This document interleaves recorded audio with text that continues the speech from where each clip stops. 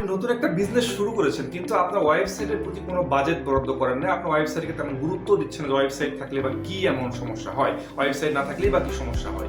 So একটা ওয়েবসাইটে যে কতটা ইম্পর্টেন্ট আপনার বিজনেসের জন্য, আপনার সেলসের যে কত পার্সেন্ট বৃদ্ধি করতে পারে একটা ওয়েবসাইটের, আপনি হয়তো ধারণা এখনো করতে পারতেছেন না। একটা ওয়েবসাইট থাকলে আপনার বিজনেসের প্রতি কাস্টমার অনেক ট্রাস্ট বেড়ে যায়।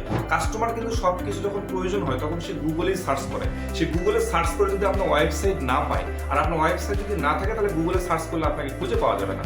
সো আপনার সার্ভিস বা প্রোডাক্ট যতই ভালো হোক না কেন, প্রাইস যত কমে যান না কেন, সেটা যদি আমি গুগলে সার্চ করে না পাই, তাহলে কিন্তু আপনার সেলস বাড়বে না। 2 নাম্বার হচ্ছে, আপনি মনে করতেছেন আপনি ফেসবুকে অ্যাড চালিয়ে আপনি শুধু সেল বাড়াবেন, কিন্তু ব্যাপারটা এরকম না। আপনি ফেসবুকে অ্যাড চালানোর জন্য, আপনি সেলস অ্যাড রান করার জন্য আপনার একটা ওয়েবসাইট থাকা খুবই ইম্পর্টেন্ট, যেটার মাধ্যমে আপনি কাস্টমারকে রিটার্গেটিং করতে পারবেন। আপনি বারবার এত টাকা খরচ করে কিন্তু আপনি বিজনেস খুলাইতে পারবেন না।